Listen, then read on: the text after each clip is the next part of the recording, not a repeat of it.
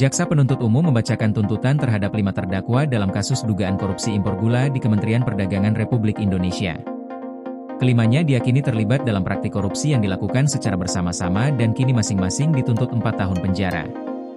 Kelima terdakwa tersebut adalah Tony Wijaya NG, Direktur Utama PT Angels Products, Ten Suryanto Eka Prasetyo, Direktur PT Makassar Tene, Eka Sapanca, Direktur Utama PT Permata Dunia Sukses Utama, Hendro Giarto Atiwo, Kuasa Direksi PT Duta Sugar International, serta Hans Valita Hutama, Direktur Utama PT Berkah Manis Makmur.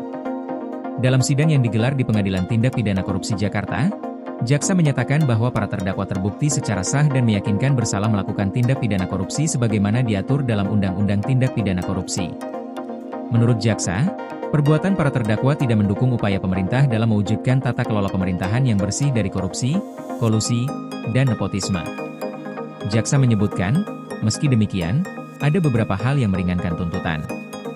Di antaranya, para terdakwa belum pernah dihukum, bersikap sopan di persidangan, kooperatif selama proses hukum, serta telah mengembalikan sebagian uang hasil tindak pidana.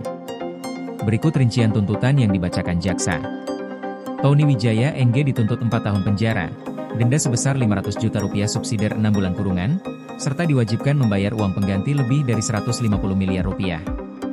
Nominal tersebut telah disesuaikan dengan nilai aset yang telah disita oleh penyidik.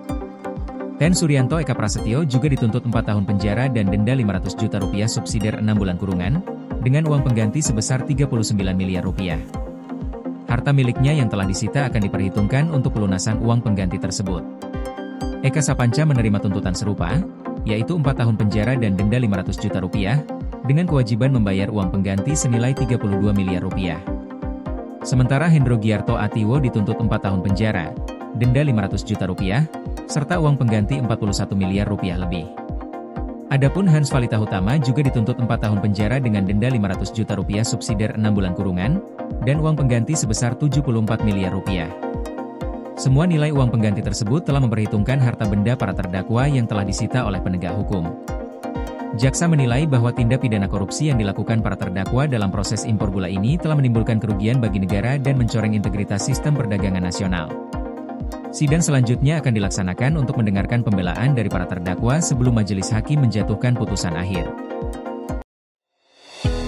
Koordinasi PLN dengan TNGL jelang Hari Kesaktian Pancasila, listrik terbangun, alam tetap lestari.